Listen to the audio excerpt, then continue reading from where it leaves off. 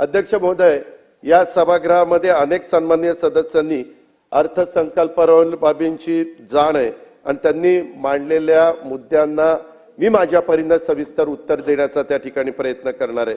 तत्पूर्वी एक आव्हान मी विशेषतः माझ्या समोरच्या सन्माननीय सदस्यांना त्या ठिकाणी करतो। आपण अर्थसंकल्पाला जरूर त्या ठिकाणी दोष द्या, तो तुम्हाला अधिकार आहे, लोकशाहीमध्ये तो आहे। मला तो दोष दिला तरी मला काही वाटणार नाही, कारण मी अर्थसंकल्प मांडलेला आहे। पण या भावनेच्या भरात बोलताना जिवारी लागेल अशा प्रकारचं कोणावर अन्याय होईल अशा प्रकारे किंवा देशाच्या विकासात केलेल्या योगदानामध्ये कृतज्ञता ठरतील अशा पद्धतीची विधानं कृपया करू नयेत।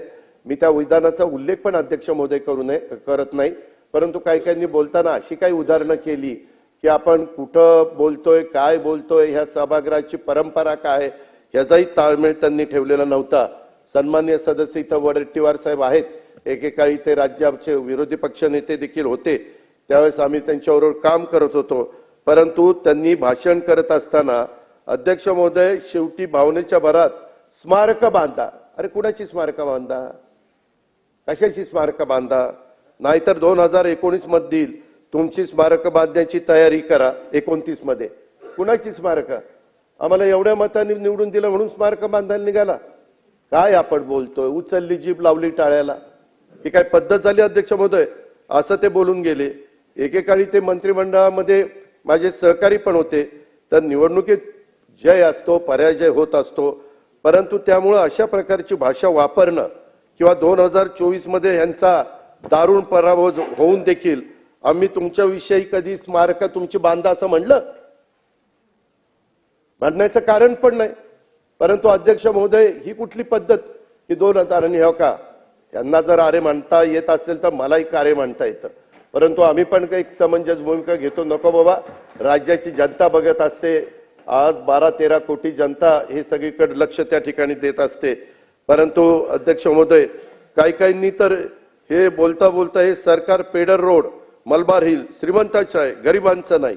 काय गरिबांचं नाही, उलट ह्या सरकारने जास्तीत जास्त गरिबांना त्यांची गरिबी हटवण्याच्या करता प्रयत्न केलेला आपण सगळ्यांनी बघितला। जास्तीत जास्त डायरेक्ट लाभ देण्याचा प्रयत्न करणार महाराष्ट्राच्या निर्मितीनंतर हे पहिलं सरकार आहे यांनी डायरेक्ट लोक सभासदांना डीबीटी मध्ये पैसे त्या ठिकाणी दिलेले, हे कुणीच त्या ठिकाणी ह्याच्या पाठीमागच्या काळामध्ये केलेलं नव्हतं।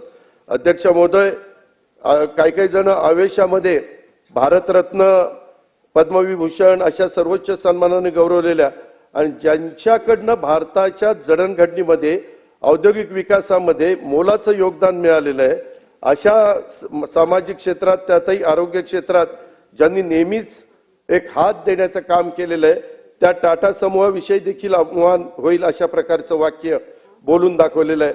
आणि त्या वाक्याचा उच्चार करणं देखील अध्यक्ष महोदय मला या ठिकाणी उचित वाटत नाहीये। टाटा समूहाविषयी एक आदराचं स्थान हे आपल्या देशाला पण आहे आणि आपल्या महाराष्ट्राला पण आहे आणि भारतीयांच्या मनामध्ये देखील आहे, आणि त्याच्यामुळं असे अनुद्गार आपल्यासारख्या काही सन्माननीय सदस्यांनी विरोधी पक्षाच्या काढणं, त्यांच्या मुखातनं ऐकल्यावर अध्यक्ष महोदय वाईट वाटतं। बोलण्याचा कोणाचा व्यक्तिगत अपमान होईल असं कोणी या सभागृहामध्ये बोलता कामा नये असंही मी त्या ठिकाणी म्हणेन। काही म्हणले की कुठं गेला तुमचा वादा, त्याच्यामध्ये असंही अनेकांनी भाषणात विचारलं आणि स्मारक बांधण्याची आणि सन्माननीय व्यक्तींची अवमानाची भाषा करणाऱ्यांना अध्यक्ष महोदय या चर्चेच्या निमित्तानं मी एवढं सांगू इच्छितो, जिसे निभा ना सकूं ऐसा वादा नहीं करता, जिसे निभा ना सकूं ऐसा वादा नहीं करता, जिसे निभा ना सकूं मैं बातें अपने ताकत से ज्यादा नहीं करता, मैं बातें अपने ताकत से ज्यादा, त्याच्यामध्ये अवकात होतं पण अवकात शब्द मलाच बरोबर वाटला नाही। त्याच्यामध्ये तमन्ना रखता हूं आसमान छू लेने की, तमन्ना रखता हूं आसमान छू लेने की, लेकिन औरों को गिराने का इरादा नहीं करता।